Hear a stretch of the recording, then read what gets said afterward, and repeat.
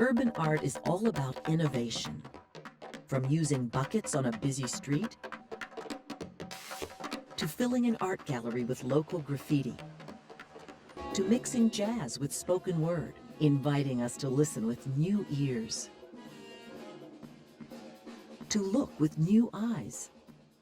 Wander down this train tunnel in Washington, D.C., and you'll discover the bold colors of urban graffiti artists. It is Washington's Wall of Fame, and Nick Posada's work is here. But unfortunately, the art he's created has been covered by other people's graffiti.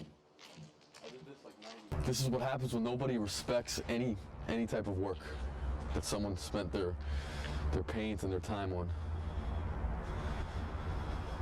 This is what the Wall of Fame in DC has come to. Although the Wall of Fame is open to everyone, Posada cautions there are rules to be followed in the world of graffiti.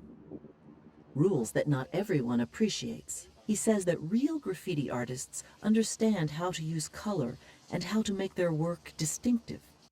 So you would use colors that contrast one another. My piece is still there. I did this like '99.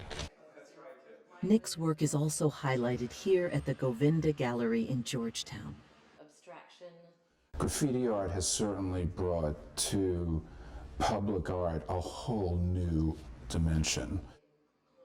According to Chris Murray, graffiti art is special because it's fast, uninhibited, and always inventive. Murray is convinced that graffiti is just one more step in the evolution of pop art.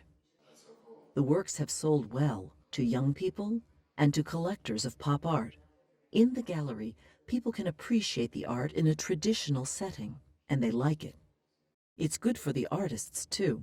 It was a real reversal for them because they're used to being vilified, and now they're being enjoyed, and that's a good thing. People are beginning to appreciate the talents of Yafer Baron, too. The 28-year-old trumpeter grew up in this neighborhood north of Philadelphia. Both his parents are jazz musicians, but Yafer chose to mix more traditional, classical forms of jazz with the rap and hip-hop music of his own generation. His first CD is an innovative mix of both worlds. I like to think, the whole creation, it's all about music to me, you know what I'm saying? And I believe that the Most High is a musician. I guess it came from, my exposure to hip hop and poetry that comes from that, and, some friends of mine.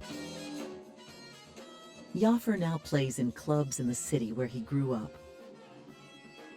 He also now has a deal with a major recording company.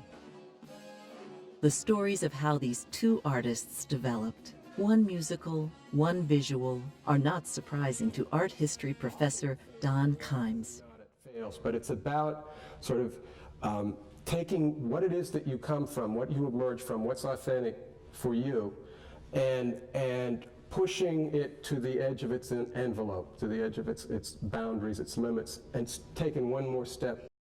Kimes says artists need to build on their own cultural background, as anything else would be false.